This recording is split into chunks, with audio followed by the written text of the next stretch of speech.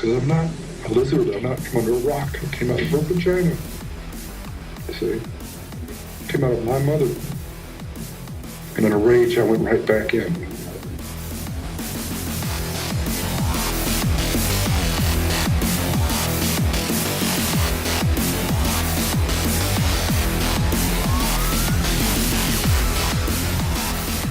For 7 years, she said, I haven't had sex with a man because of you, my murderous son. It's one of our arguments. I cut off her head, and I humiliated her corpse. So there.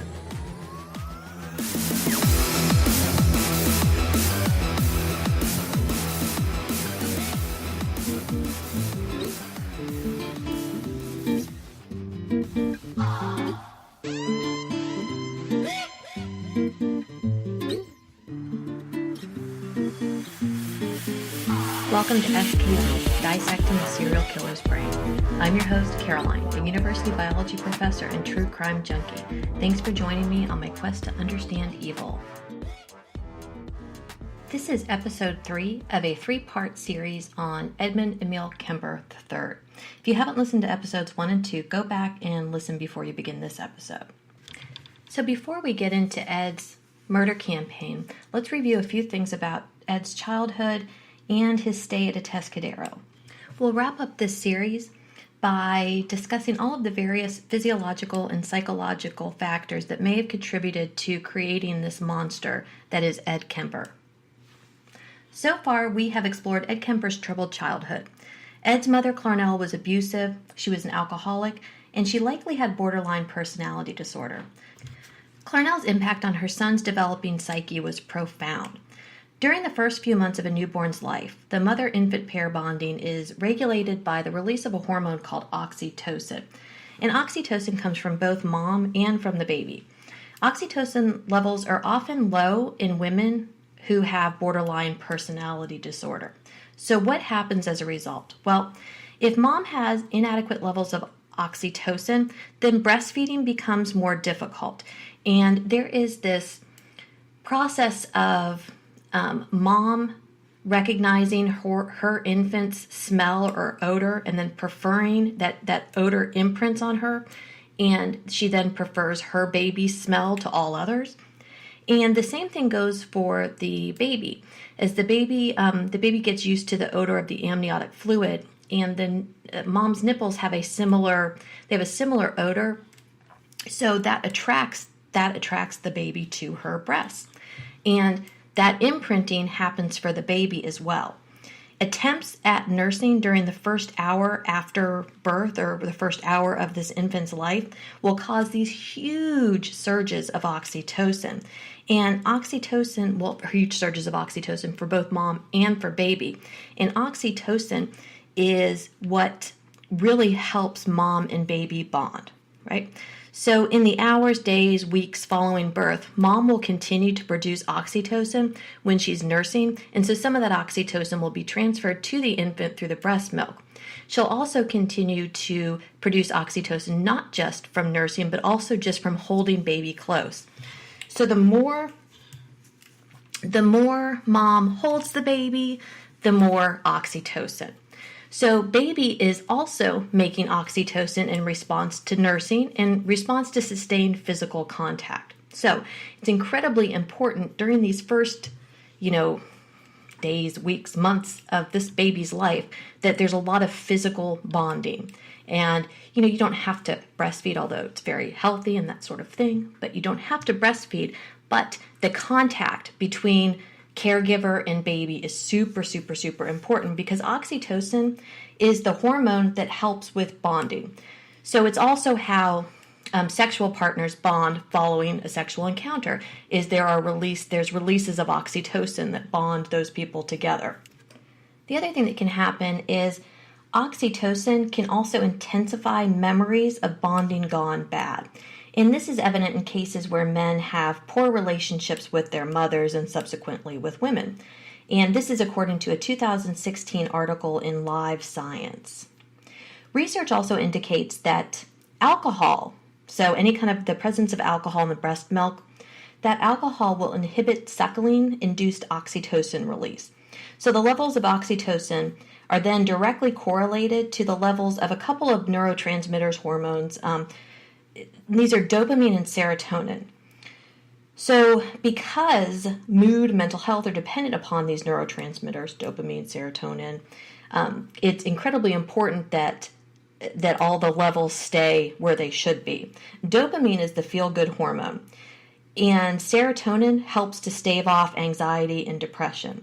So dopamine is the hormone that's involved in addiction, and it's also the hormone or neurotransmitter. It's considered both.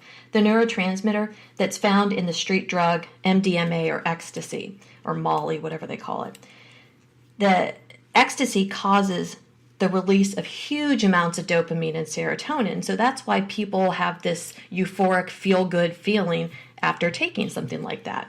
Now, other types of addictions also produce levels of dopamine because dopamine is tied to the reward pleasure pathway in your brain. So it can be tied to food addictions, it can be tied to cigarettes, drug addictions, alcohol. All of these have to do with the mitigation of dopamine. So the bond between Clarnell and her son was stormy from the start. And at a very young age, Ed began to have morbid sexual fantasies. And these were often directed at his mother. What I was fantasizing about, I was building up big loads of frustration inside, big loads of hatred. So it's pretty obvious that Clarnell really did a number on Ed. But what role did Ed's father, E.E., have on Ed's development? Well, remember that E.E. was a World War II veteran who fought on the front lines. And in those days, the trauma of war was not recognized as it is today. So PTSD, which is post-traumatic stress disorder, which I think they're trying to get rid of the disorder part of it because post-traumatic stress is a normal reaction to an abnormal situation. So PTSD back then was referred to as battle fatigue. Soldiers were encouraged to get married, start a family, and forget about what happened during the war, right? If it only were so easy. Today we have not a great understanding, but a better understanding of how violent trauma impacts the psyche of our vets. So PTSD can manifest itself in a number of ways. So there can be intrusive recollections of the traumatic event. There's hyperarousal of the sympathetic nervous system. So the sympathetic nervous system is your fight or flight response, fight, flight, or freeze, right? So when you are scared, angry, whatever, your heart rate starts to increase, right? And it feels like your heart's going to beat out of your chest. And so that's speeding up the delivery of blood to your muscles, to your adrenal glands, to places where you need it. And you're decreasing the blood flow to places where you don't need it. You don't need to digest food. You don't need to make urine during these times. But so your body stays in this hyper-aroused state. So you're almost like in this constant sympathetic response, right? And if you know how you feel when you're really angry or really scared, you don't want to feel like that all the time. That would be awful. Over time, with PTSD untreated, the amygdala starts to increase in volume. The amygdala is a structure in the brain that processes fear, anger, pleasure. And so the amygdala in folks with PTSD is increased.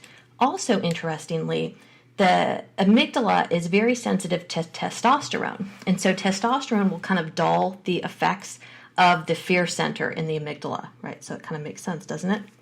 There's another area of the brain that's involved in PTSD or damaged, you could say, in PTSD. And this is an area called the hippocampus. The hippocampus will decrease in volume. The hippocampus is involved in the storage and recall of memories. And in PTSD, the storage and recall is disrupted. So I think the best way to explain that is if someone has PTSD. Okay, so say it was from, a war type situation. Now you come back from the war. You know that when you're sleeping in your bed, that the likelihood of the enemy shooting at you in the middle of the night is pretty much, not there. However, any sound that sounds even somewhat similar to the sound of gunshots, bombs, that sort of thing, is going to trigger your sympathetic nervous system, that fear response. And so what happens is, because the hippocampus has kind of started to decrease in volume, the brain no longer is able to suss out the differences between new memories of something that wasn't part of the trauma and these old memories of trauma. The final part of the brain that's affected there's lots more, but the final big part of the brain that's affected in PTSD is the prefrontal cortex. So the prefrontal cortex and this is the last part of your brain to develop. It's, usually not fully developed until you're about 25. This is why we don't put middle-aged women on the front lines of war. We put 19, 20, 21-year-old men on the front lines because the prefrontal cortex is not fully developed, because they have these massive surges of testosterone, which is dulling the amygdala's response to the fear. And so the prefrontal cortex is your impulse control, and it also helps to regulate your emotional responses like fear that are triggered by the amygdala. So the problem with the prefrontal cortex is that it can inhibit the fear responses that are triggered by the amygdala. Well, so what does all this have to do with Ed? Well, parents who have PTSD, untreated PTSD, can have, not always, but can have a negative impact on children without realizing that that's what's happening. Studies published by the U.S. Department of Veterans Affairs indicate that 33% of Vietnam vets with PTSD have engaged in some sort of family violence. So prior to the Vietnam War, World War II vets were diagnosed with combat stress reaction or battle fatigue. Okay, and there's not a lot of the furthest information I could find about family violence and PTSD was Vietnam vets. The VA over the years has done an extraordinary amount of research into the effects of PTSD. And one of the things they found is that children of war vets that have PTSD, often exhibit one of three personalities. And so what we'll see is that Ed possibly exhibits two of these three. The first one is the over-identified child. And the over-identified child might feel and behave just like their parent as a way of trying to connect with the parent. Such a child might show many of the same symptoms as the parent with PTSD. The second is the emotionally uninvolved child. And the emotionally uninvolved child gets little emotional help. This results in problems at school, depression, anxiety, worry, fear, and relationship problems later in life. The final personality, which I do not think fits Ed, is the rescuer. The rescuer child takes on an adult role to fill in for the parent with PTSD, so the child acts too grown up for his or her age. Well, it's clear that Ed was deeply affected by his parents' mental illnesses and by their violent relationship. He had no coping mechanisms and did not know how to process his emotions or deal with uncomfortable feelings and urges. Remember that Ed spent his teen and early adult years locked away in California's Atascadero State Hospital for the criminally insane, or male sex offenders, after he murdered his paternal grandparents. So Ed spent his teen years, when he should have been experimenting with his peers, among sexual deviants. We know that this further fueled his sexually morbid fantasies. When Ed was released from Atascadero in 1969 at age 21, his doctors had one directive for him: stay away from Clarnell for the rest of his life. Instead, he was paroled to his mother. He began working for the Division of Highways, and eventually he was able to move out of his mother's home for a while. He bought a motorcycle and he wrecked it twice. In the last episode, we talked a little bit about the possibility that he had sustained a head injury in one of these wrecks. And if he was under 25, a head injury can mess up your brain if you're over 25, but it has more of an impact if your brain is still developing. So if he had a head injury, what could that have triggered as well, right? So Ed had lots of opportunities when he was at Atascadero and in the short time that he was free to engage in self-improvement. He was offered university classes while at Atascadero, and then during his parole, it would have been easy for him to go to the local community college and then transfer to a university because he was so very intelligent. In Margaret Cheney's book, The Coed Killer, she speculates that Ed knew that if he worked hard and made it in the academic world, that he would lose his scapegoats, his belief that everyone failed him. Ed exhibits an inability to take responsibility for his own actions. He's always blaming his mistakes on others. He also has a very inflated sense of self, although he speaks of himself as if he has no self-esteem. It's obvious in jailhouse interviews that he feels very differently about that. So let's listen to just a quick clip of Ed discussing how he found out that he actually has a high IQ. And ironically, I have a high IQ. I didn't know that till I was locked up the first time for murder. I always thought I was a little missing up here, a little short.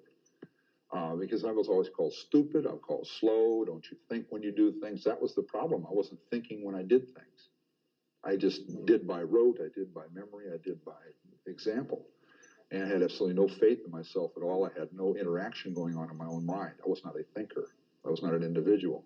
I had a teacher in the 9th grade who changed all that. He made me think. He would not tolerate my not thinking. He was an art teacher. And it was a devastating experience for me because there were gears in my head that were just rusty and they were barely moving or not at all. And that's when I found out that's what the state of my mind's functioning was. I didn't think. To the point of he points at a stapler on his desk and says, "What does that say?" And I looked at it, I said, "Silver line." He says, "Look again." And he's raving at me. And I look and it said swing line. All I had to do was look at it and read it. But I glanced at it and threw it back at him out of panic. So he made me think, and he gave me puzzles to work out in school in my class where I had to resolve these to continue on with the class. I had to think. I had to use abstracts. And after that started, that became fascinating to me. So I got more and more involved in thinking and about my surroundings and things like that. But by then I was locked up. But what was your relationship with? So when Ed was released from Atascadero, he felt like, because of what he learned there, he could make his mother, Clarnell, a better mother. Quote, "I kept trying to push her toward where she would be a nice motherly type and quit being such a damned manipulating, controlling, vicious beast." End quote.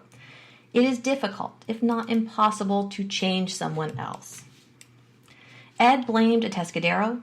He blamed the California Youth Authority. He blamed them for failing to cure him, and he blamed his mother for making him sick to begin with. When Ed was arrested for the murder of his grandparents, he was diagnosed as a paranoid schizophrenic. But is it possible that Ed actually had childhood schizophrenia? The symptoms associated with childhood schizophrenia typically begin between ages 7 and 13, and they include things like severe anxiety, and this could be due to fear of threatening hallucinations or delusions, difficulty relating and keeping friends, withdrawing and becoming increasingly isolated, trouble sleeping, irritability or depressed mood, lack of motivation, strange behavior, and substance abuse. Well, a lot of these seem to apply to Ed. The problem with the diagnosis of childhood schizophrenia is that it was not recognized as a separate mental illness until 1980. So in addition to the obvious psychopathy, which is a personality disorder, not a mental illness, Ed likely has a blend of several mental disorders.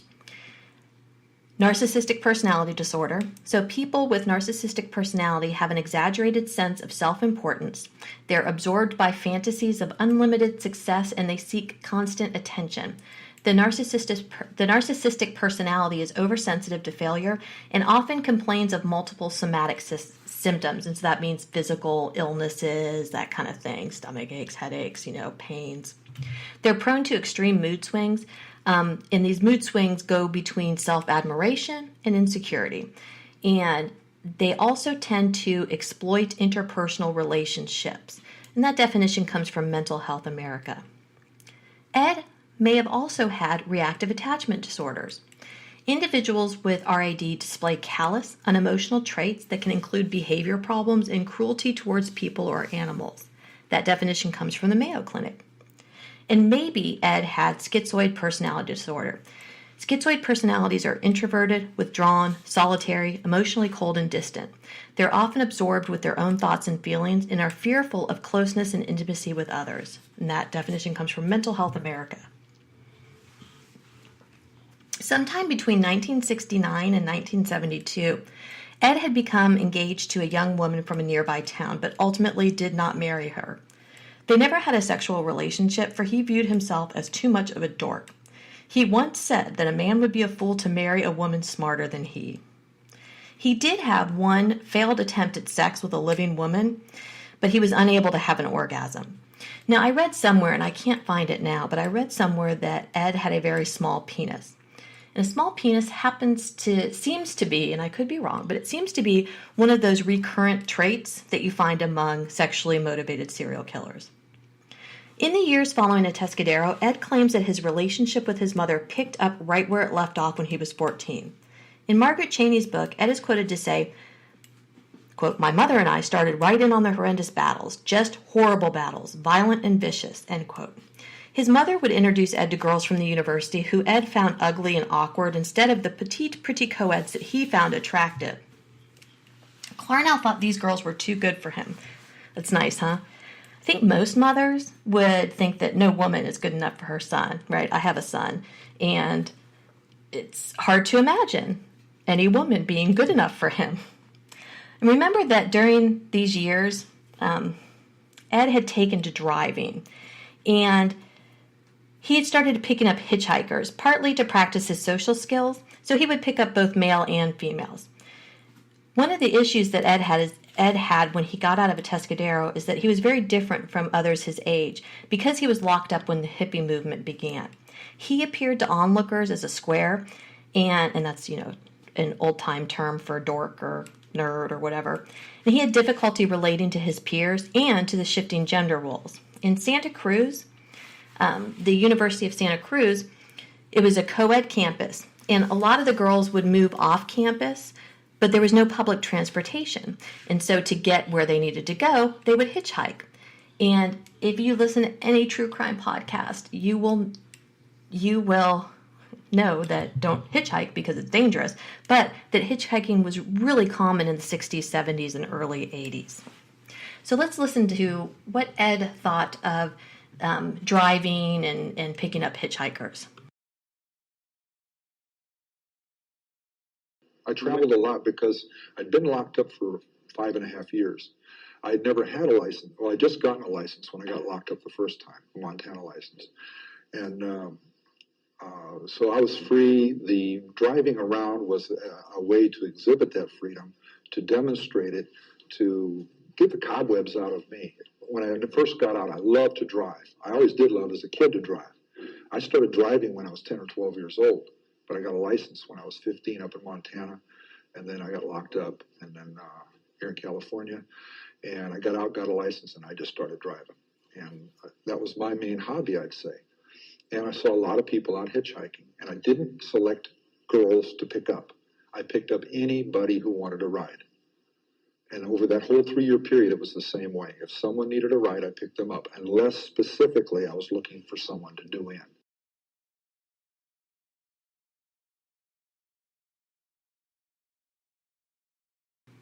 So in 1970, Ed had been estranged from his father. I mean, after all, he did murder his paternal grandparents. But in 1970, Ed went looking for his father, and he hadn't seen or heard from him in 5 years. He was able to meet up with him at a diner, and they had lunch together. And Ed said that E.E. had forgiven him for murdering his paternal grandparents. It does not appear, however, that he and E.E. maintained a relationship beyond this.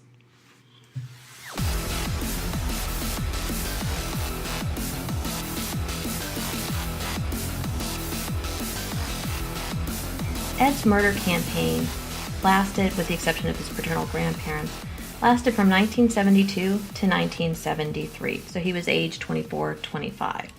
Before we get into the murder campaign, I just want to make a quick note that although the victims, of course, are the most important part of the story and should never be forgotten or should never be taken lightly, the purpose of this particular podcast is to look at the factors that caused somebody like Ed Kemper to do what he did. Okay, so we're not going to spend as much time talking about the victims as would on maybe some of the other true crime podcasts out there. So between May of 1972 and February of 1973, so that's just 10 months, Ed killed 6 young women. He did not just kill them. He dismembered the women and he engaged in necrophilia. He would keep the heads of the women for a period of time so that he could continue to use them for oral sex. On Sunday, May 7th, 1972, Ed went cruising and he picked up two young women, Mary Ann Pesci and Anita Luchase. They were hitchhiking from Fresno State College to Stanford University. Mary Ann was well-traveled and athletic. Anita was wholesome, having grown up on the family farm. Ed's perception of what happened or what was going on with the girls when he picked them up is interesting in a very delusional way. So we're going to listen to a couple different clips from a couple different interviews that Ed is describing these first kills. And I'm picking up young women, and I'm going a little bit farther each time. It's a daring kind of a thing. At first, there wasn't a gun. I'm driving along. We go to a vulnerable place where there aren't people watching, where I could act out, and I say, no, I can't. And then a gun is in the car, hidden. And this craving, this awful, raging, eating feeling inside. I could feel it consuming my insides. This fantastic passion. It was overwhelming me. It was like drugs. It was like alcohol. A little isn't enough. At first it is. And as you adjust to that psychologically and physically, you take more and more and more. It's the same process. So it finally came down to the thing of, do I dare bring this gun out? Already realizing if that gun comes out, something has to happen. It was going to happen. I didn't see it then, but it was going to happen. I was playing a dangerous game with a loaded gun that got us all. In this next clip, Ed is describing Mary Ann Pesci. There was a draw. There was a draw to the young lady. It was haunting. I'm not saying I had compassion toward her when I talked to her. I tried to remember what we talked about. And in fact, I think what I said about her is that she epitomized what really drove me. She was a haughty young lady. She's kind of stuck up, distant. I look back on it and I see a girl that was not beautiful. She was not plain. She was somewhere in between. And she was caught up in that beauty thing, like kids in the valley are, okay? Valley girls, trying to make something of themselves and exploit little attributes they have and to downplay other ones. And she was playing Little Miss Distant with me. And her friend was very open and her roommate was very open and very a country girl talking and stuff. And it's sad because Pesh was Mary Ann was the expert at hitchhiking. She had half her life in Europe. She'd hitchhiked around Europe. She'd done it in the United States. She was good at it. She didn't want to get in the car. The other girl, Anita Luchesa, wasn't a hitchhiker. She'd been raised by her family, don't do things like that. That's totally out of line. And her friend talked her into it. And once she got into it and she saw how much fun it was, and they meet the different people and they talk with people, that by the time they're leaving Berkeley, right, it's all about who gets the front seat and who gets the back seat. So she opened the door and asked where I was headed. And it said Stanford right on the sign they were holding up. And I said, I'm going to Palo Alto. I can drop you off. Oh, great. And she jumps in, grabs her stuff, jumps in, opens the back seat up for her friend, who's standing there looking at me long and serious about whether or not, because I could tell at the time, she knows better than to get in. Single adult. It's a coupe instead of a four-door car, so she cannot get out other than through the front seat. So that's all the warning signs of not getting in with a single, in that kind of a situation. All of the things were wrong about it. But when I drove up, I pulled that little stunt of looking at my watch. Do I have time to pick them up? And you wouldn't believe how much effect that kind of thing has. And when she kept staring at me and looking for something wrong in my eyes, I gave this look back like, I don't understand. Why are you looking at me like this? I gave her that back, and she says, oh, this guy's a dork. He's innocent as hell. She gets in. Okay, we're driving along, and I'm looking at this young lady in the rearview mirror. And I look back at it years later, and I'm saying, she kept looking me back, too, right in the eyeballs. I'm wearing dark glasses, but they're not totally dark. And I'm realizing now that she could see me looking at her, and she was looking right back at me. And instead of saying something to me like, what are you looking at? Or, hey, maybe you ought to drop us off or something like that, she just kept looking back at me. And I'm looking at her, and she keeps looking at me. I'm thinking she's playing this little game. It's not really teasing, so to speak. It's just this little psychological game back and forth that men and women do sometimes.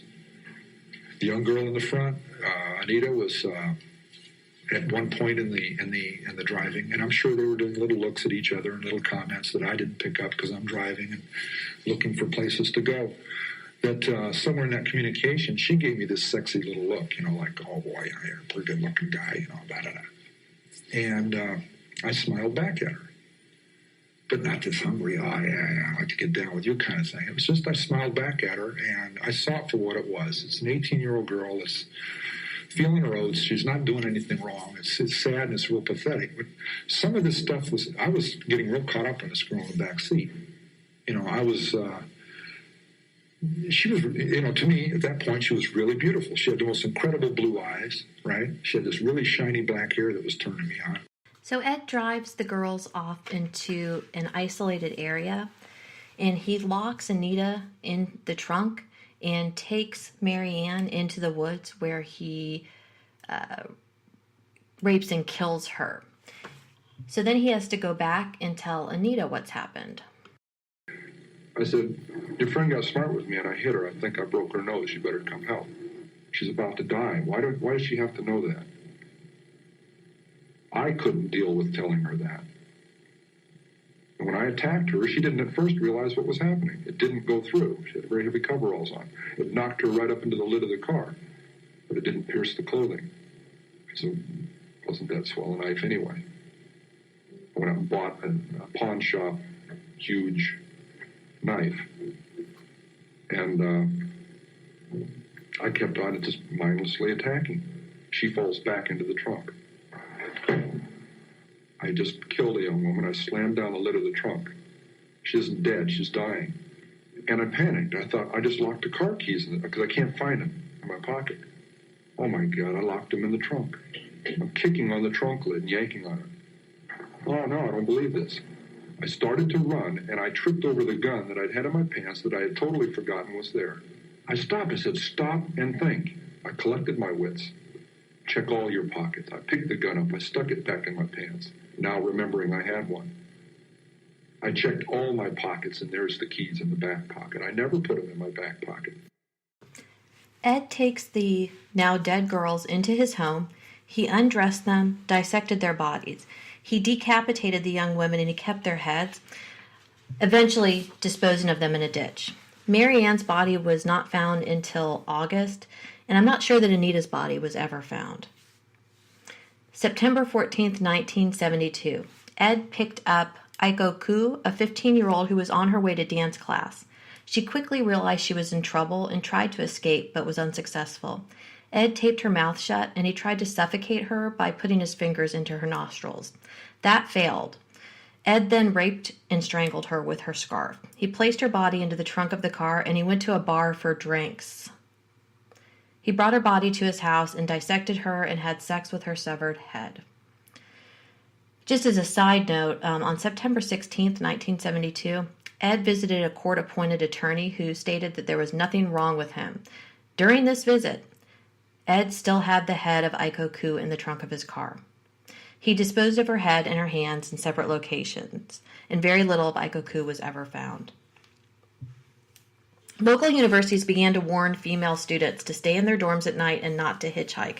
If they must hitchhike, they should only accept rides from folks with university stickers. Well, Ed had an all-access university sticker, courtesy of his mother, Clarnell, who worked as an administrative assistant for the campus provost. The crimes, it goes from May to September. May 7th, Sunday, to Thursday, September 14th. Then it hops over to January, right? And then to February. It's speeding up. It's coming to a head. It's getting to where it wasn't a cyclical thing, but it was coming to where it was coming more often. By this time, Ed had moved back in with his mother, and by January 8th, 1973, he picked up a girl named Cindy Shaw. Cindy was a Cabrillo College student who lived off campus with a girlfriend. Ed drove Cindy to a wooded area, shot her with his .22, put her body in his trunk, and drove back to his mother's. On January 9th, 1973, Ed had sex with Cindy's lifeless body. He dismembered her body in his mother's bathtub, kept her severed head, but threw the rest of her remains off a cliff where they were found the next day.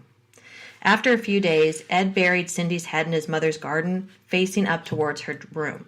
And he did this, he said, because his mother always thought people should look up to her. Right, sick.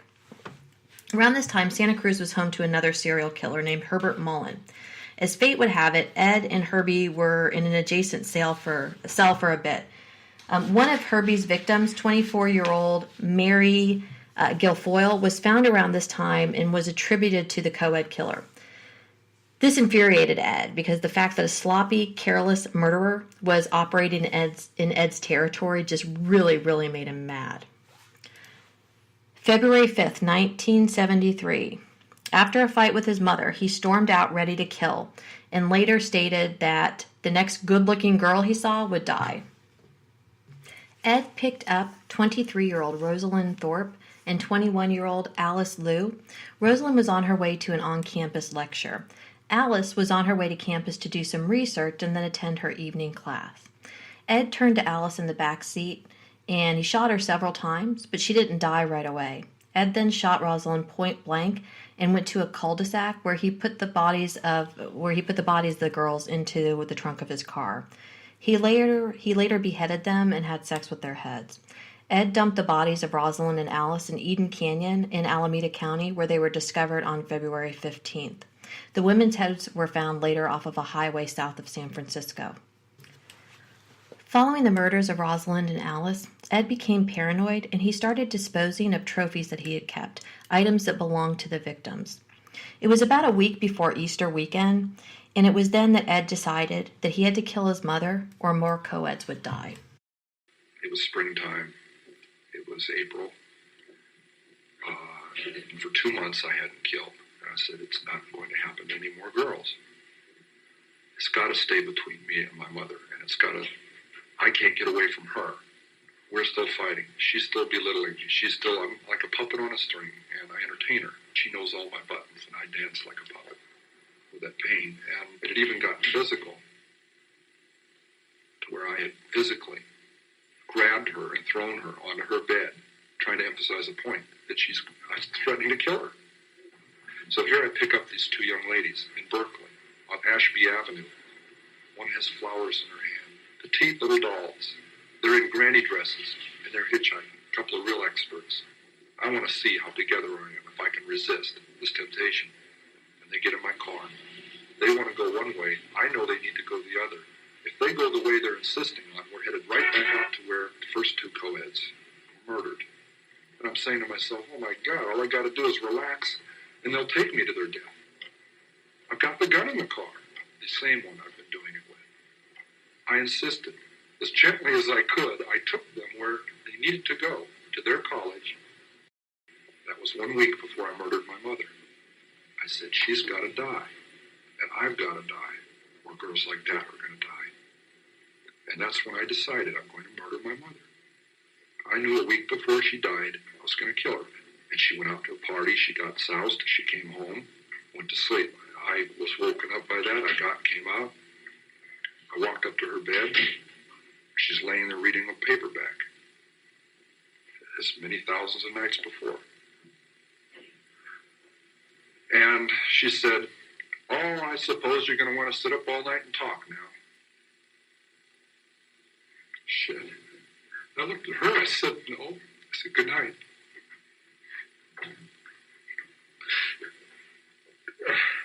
And I knew I was going to kill her. On April 20th, 1973, Ed killed his mother with a claw hammer while she was sleeping. He slashed her throat, eventually decapitating her, and he placed her larynx in her vocal cords, her throat, in the garbage disposal. But every time he tried to turn the garbage disposal on, it would throw her larynx back out. Ed's bloodlust had not been satiated, so later that next day, Ed invited his mother's friend, Sarah Hallett, over for dinner.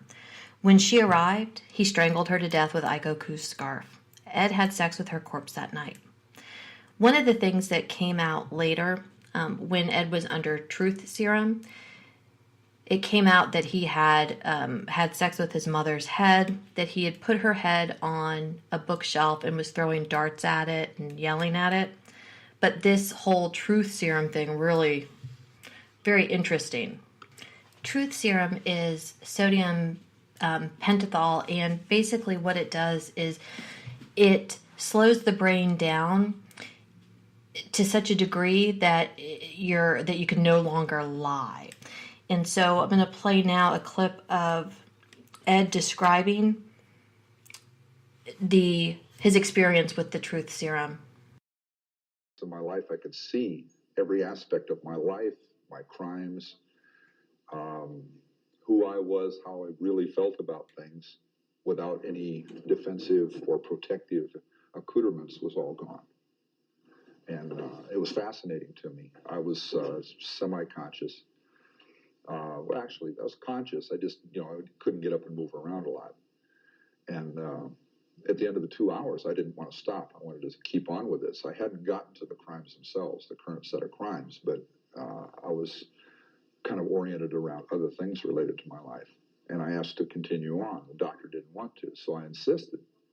So they were using an IV, and they shot me up with another 2-hour batch of this stuff. And as soon as he was done with what he wanted to do, he got up and left. He had an appointment. It had gone longer than he planned on it. He had to leave. My lawyer had to go. So I'm stuck with these 2 deputies and a registered nurse watching me until I come down off of this stuff. Well, when the doctor left, he decided to give me a shot of medicine to snap me out of this, is the way he put it. And I asked him what it was, and he said it was methadone, hospital-grade methadone, speed. And I've asked doctors since then, both medical doctors and psychiatrists, if that was an appropriate action, and they said absolutely not. They should have let me sleep it off. Just let it course through my body and let it go away. By amplifying with the methadone, it is suggested that the doctor knew full well it would put me through hell.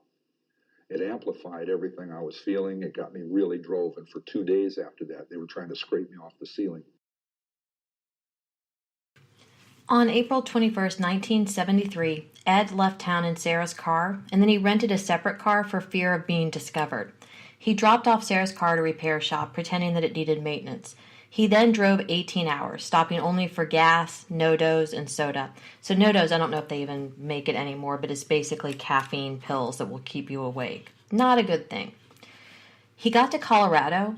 At one point, he was stopped for speeding, but he just paid the fine and went on. I think it made Ed angry that no one was looking for him, so he stopped in Pueblo, Colorado, and he called the Santa Cruz Police Department. Ed had to call several times to prove that it wasn't a prank, and he then told them where he was. One of the police officers that Ed knew from hanging out at a bar called the Jury Room ended up taking the call and got on the phone with Big Ed, and this is his version of what happened. On the phone, and we started talking. I could tell that something wasn't right. He was in Pueblo, Colorado.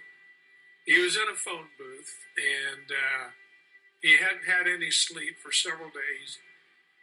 And he said he had done something really bad.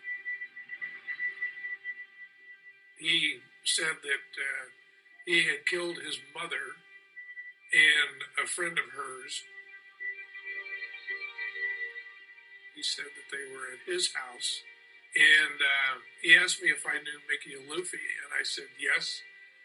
And he says, well, my house is hard to find. Mickey knows how to find it very easily because he had been out there and had confiscated a gun. Officers contacted Detective Luffy at his home. I'm standing there getting all this information and giving all this information, and I have this tremendous feeling of all of the blood just rushing out of my body. It was just... oh my God, this is unreal. One of the deputies broke the back window, which is on the other side of the sliding glass door. And then we started looking to see if we could locate the bodies in the closet. We pulled back a sheet and we saw some hair and some blood. Then Big Ed Kemper made a startling confession. he made comments to Jim Connor on the telephone that he had killed all of the co-eds too. Taken into custody, 24-year-old Edmund Kemper would then reveal an extraordinary and sickening tale. Ed's done a lot of interviews over the years. You can find video of these interviews on YouTube. I'll post some links to them on my website as well. But one of the things that fascinates me about people like Ed Kemper, about these sexually motivated serial killers, is the act of necrophilia. I mean, at what point does the brain become so disconnected that raping a corpse seems like a reasonable thing to do? Necrophilia is categorized in the DSM-5, which is the Diagnostic Statistical Manual for Mental Illnesses, 5th edition. So necrophilia is categorized as a paraphilic disorder.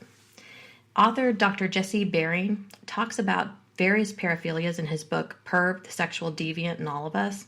Dr. Bering asserts that paraphilias are the result of a type of sexual imprinting. So he gives an example of a young boy being sexually aroused at the upskirt site of one of his mother's friends while he was crawling around under the table. He then developed a paraphilia for a certain type of amputee. So women that had the leg from below the knee down amputated. So the paraphilia came from the fact that he was sexually excited by his mother's friend, but that his mother's friend had a cast that covered her lower leg. This early experience was interpreted by the boy's developing brain as an amputee. So remember that Ed's isolation at a young age, he had morbid fantasies involving everyone around him being inanimate objects. What I was fantasizing about, I was building up big loads of frustration inside, big loads of hatred, because I had no outlet for it. I should have developed outlets, but I didn't know how at that time. So the outlets that developed themselves, or I developed without knowing it, were fantasies about me being the last. I got that out of a school book, this thing of being the last person alive on the world. And the thing that was posed to me in this textbook was social studies, and it was meant to play upon the loneliness youngsters can feel, and that it's a very uncomfortable feeling, and you can't have love, and you can't have adventure, and you can't have excitement without being able to share it with other people, because that's where a lot of the dimension comes from. Okay, so they posed this thing. I mean, well, what if you were the last person in the world, and you had all these cars and airplanes and boats and ships and things to do, but nobody to share it with, right? Wouldn't that be awful? And I thought, hey, that's a thought. I never thought of that before. So it became a seed, like a little core to fantasies for me. Some mysterious thing has happened and everybody else is gone, and I got all these things I can do, and no inhibitions, no restrictions. I can do what I want. I don't get yelled at anymore. Okay, that soon became very hollow. So I built upon that and added to it. Well, people were still around, but they were inanimate. They couldn't affect me. They couldn't hurt me. So did Ed perhaps create in his fantasies this paraphilia, consistently reinforcing it through masturbation?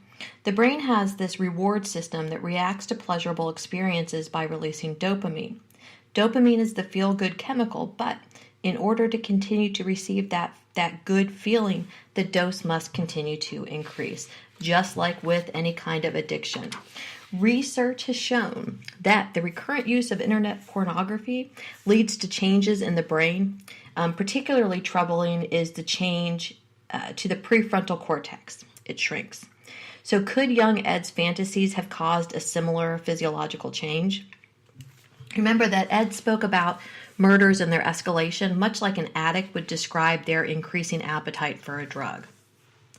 But what else could have contributed to this monster that Ed became? Could he possibly have had something called the warrior gene? So what's the warrior gene? Well, let's do a quick review of genetics before we get there. We have like 37 trillion cells in our body, and each cell contains 23 pairs of chromosomes, and chromosomes are what carry your genetic info. One of these pairs of chromosomes are your sex chromosomes. Males are XY, females are XX. The other 22 pairs are somatic cells, or somatic chromosomes, the ones that code for everything else. So we get one set of chromosomes from each parent. Our genetic sex is determined by our father, so mom only has X's. When a mutation occurs on the X chromosome of the male, there is no backup. Now, so what is this warrior gene? Well, addiction specialist Dr. Drew, the guy from Teen Mom, talks a lot about violence, addiction, and the warrior gene. I think I first heard him discuss this topic on a podcast he has with Adam Carolla. Dr. Drew, among others, has proposed that there are killer brains. In fact, Henry Rollins, he was the lead singer of a punk rock band in the 80s called Black Flag. He also does spoken word. He's really just a most amazing person. He hosted a National Geographic documentary entitled Born to Rage, where he talked to various groups of violent men and then had him tested for this warrior gene. Okay, so the warrior gene leads to an increase in aggression and a decrease in the impulse control that would be present for people to keep them from doing something because of what the punishment might be. Finally, neuroscientist Dr. James Fallon, he's been studying the brains of psychopaths since the early 90s, and he's discovered that brain scans of violent killers exhibit a decrease in activity in the orbital cortex and the area around the amygdala. So remember that the prefrontal cortex as well as the orbitofrontal cortex are responsible for things like impulse control. The amygdala integrates emotions and emotional behavior. And Dr. Fallon's research explores this complex relationship between nature and nurture of the developing brain. He purports that there is a direct correlation between the genetics, brain damage, and environment. Makes perfect sense, right? So when a young child is exposed to or witnesses a violent act or violent acts in real time, not on TV, not in video games, not in movies, but in actual physical presence in 3 dimensions, 4 dimensions. When a young child is exposed to this kind of violence, it causes a specific type of brain damage that, when in the presence of the warrior gene, can lead to dire consequences. So what does all of this mean? And I'll post some links to articles about the warrior gene, and I'll post a link to Born to Rage because it's a really great documentary, and Henry Rollins is just so fun to watch because he's so beautiful. So what does all this mean? Well, first, the changes in the brain's makeup. Some areas will increase and some decrease. Next, there's the warrior gene. So the warrior gene has been linked to violence in men, and it's actually a mutation in a gene that regulates the enzyme monoamine oxidase. Well, and what that does, it's so an enzyme is a type of protein that will speed up any kind of chemical reaction. In the monoamine oxidase, it's the MAOA gene. Monoamine oxidase actually has an impact on serotonin reuptake. Okay, so in sociopathic or psychopathic males, they have less gray matter in their frontal lobes, and gray matter is lousy with neuron cell bodies. And a decrease in its volume means a decrease in the volume of neurons. These men have a mutation in the monoamine oxidase. So the monoamine oxidase breaks down those chemicals that are associated with aggression, like serotonin. And this results in a low expression of monoamine oxidase A, which slows the breakdown of neurotransmitters like serotonin, epinephrine, norepinephrine, and dopamine. Remember, dopamine's the feel-good. Serotonin helps to prevent depression and anxiety. Epinephrine and norepinephrine are part of the sympathetic nervous system. So MAOA is an enzyme coded by the MAOA gene, and it's critical in the regulation or the breakdown of these neurotransmitters, right? Those ones that are associated with mood, impulse control, and aggression. So serotonin, it comes from a amino acid called tryptophan, and it regulates mood, sexuality, sleep-wake cycles, appetite, social behavior, and affect. Epinephrine and norepinephrine regulate the body's response to stress. So epinephrine is basically your body's adrenaline. And both epinephrine and norepinephrine come from a common precursor called an amino acid called tyrosine. Then we have dopamine. Dopamine, we know, is our feel-good chemical. It's involved in reward-motivated behavior. So there can be variants in these dopamine receptors in these sociopathic or psychopathic males. there's something called the DAT1 gene, and this is a dopamine transporter. A mutation in this gene leads to impairment in the regulation of dopamine receptor activation. So normally DAT1 limits the duration and the levels of dopamine. DRD2, which is dopamine receptor D2, is involved in regulating reward mediation. So a variant leads to an imbalance of hormone production, and it can also lead to drug abuse. But, and this is really important, this variant must be coupled with childhood stress. Sociopathic, psychopathic males will also have a mutation in the CDH13 gene. CDH13 is a signaling molecule, and it's a gene that codes for proteins involved in the proliferation or making of the migration and connectivity of neurons. And this particular mutation has been linked to alcoholism, ADHD, ADD, autism, schizophrenia, and bipolar disorder. And in studies looking at violence and CDH13 expression in the amygdala is deficient. Okay. Well, another possibility, and this is kind of a sort of on the fringes of possibility, Ed may have had Klinefelter syndrome.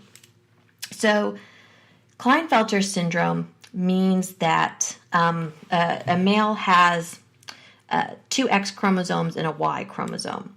Or there's another variant which is called 47XYY. So these are both chromosomal defects. In Klinefelter syndrome, the individuals will have a micropenis. They'll be taller than their peers. Children with Klinefelter syndrome tend to be quiet, sensitive, unassertive, but these kind of personality characteristics, of course, will vary among different individuals. There's one study, and this was a big area of research in the 70s and 80s, but I think they've pretty much debunked this idea, but I thought it might be worth bringing up. In 2011, there was a Danish study that found men with Klinefelter syndrome or 47XYY exhibited a higher rate of violent crime. So Ed may have had any number of environmental or genetic malfunctions. Okay, so what's left? Well, necrophilia, right? Necrophiles are typically male. They have varied levels of intelligence. They feel sexually inadequate. They have suffered head trauma. And there are even studies that assert that many necrophiliacs suffer from anosmia, which means they can't smell or they're not put off by things that smell disgusting. Well, Ed Kemper is an interesting case because he has always been very open and willing to talk about his life and crimes. The problem is that we have no idea what of his stories are true because he is a narcissist, and many of his stories have changed over the years. So Ed Kemper, the Coed Killer, a real doozy of a serial killer. Check out my website for more information, readings, that sort of thing if you're interested in learning more about Big Ed Kemper. So join me for the next series, which will be tackling Jeffrey Dahmer. Again, another super interesting, very well studied serial killer who has a lot of the same, who had a lot of the same paraphilias as Ed Kemper. So these series will come out on a fairly regular basis, but it won't be every week or every 2 weeks. It'll probably be once a month. A series of 2 to 3 episodes on a particular serial killer will come out. You can follow me on Twitter, Facebook, Instagram, most of your social media platforms at SKB Pod for Serial Killer Brain Pod. You can check out the website at www.skbpod.com. Don't forget to subscribe to the podcast on whatever podcatcher you use, Apple Podcasts, Google Play, Stitcher, Podcast Republic, any of these. You should be able to subscribe to the podcast. Take a minute, rate and review it, so that way more people can find out about the podcast. And if you enjoy this, please check out my other podcast, What Are You Killing Me For? And that's a podcast that explores murder and mayhem on the water. Until next time, Thank you so much for joining me on my quest to understand evil.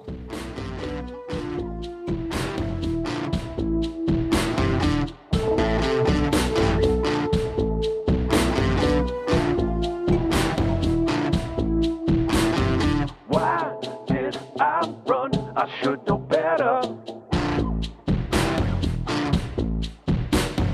It was dark and I was in love or whatever. It could have meant to be, it could be meant to be, it should be meant to be, just you and me. Why did I?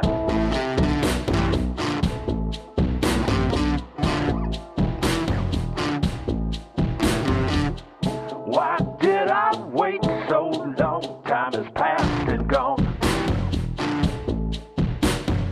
So much I'd say, has it been too long?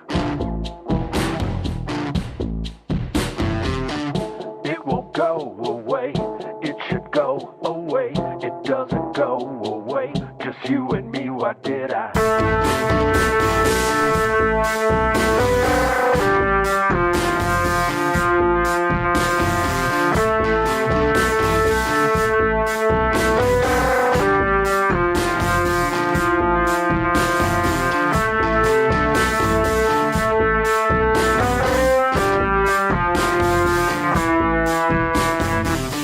Why did I call? Didn't think of what it would do. A life, a heart can't beat, broken or wide. Anywhere it's needed, anywhere I need it.